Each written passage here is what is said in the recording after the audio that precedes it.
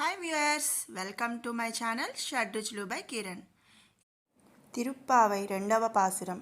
வையத்துவாள் வீர்கள் நாமும் நம்பாவைக்கு சேயும் கிரிசைகள் கேளீரோ பார்க்கடலுள் பையத்து இன்ற பரமனடி பாடி நெய்யுண்ணோம் பாலுண்ணோம் நாட்காலே நீராடி மையெட்டுழுதோம் மலரிட்டு நாம் முடியோம் செய்யாதன செய்யாம் தீக்குறளைச் சென்றோதோம் ஐயையும் பிச்சையும் ஆந்தனை யுங்கை காட்டி ఉయ్యుమారెండ్రి యుగందేలోరెంబావాయ్.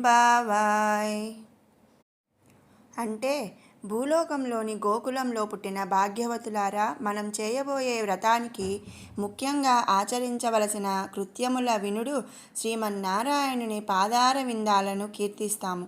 అతనితో కలిగిన విశ్లేష సమయాన ఇతరులములైన ఎట్టి భోగ్య విషయాలను తలచము, పాలను త్రాగము, కన్నుల కాటుక నుంచము,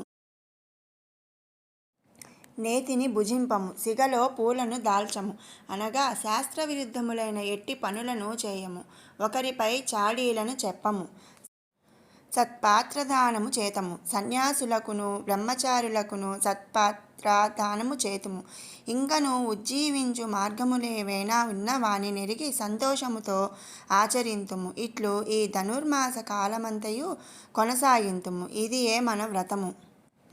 ఈ మాలికలో గోదాదేవి వ్రతమును చేయటానికి కొన్ని నియమాలను వివరిస్తోంది. శ్రీకృష్ణునికి అంకితం కావటమే ముఖ్యమైన విషయం. భక్తి లేనిదే వ్రతం చేసిన ఫలం దక్కదు. శ్రీకృష్ణునికి అంకితం కావటం, ఆయన అనుగ్రహం మాత్రమే కోరటం, ఇవే ముఖ్యం. ప్రత్యేకమైన విధులు నియమాలు అంటూ ఏమీ లేవు.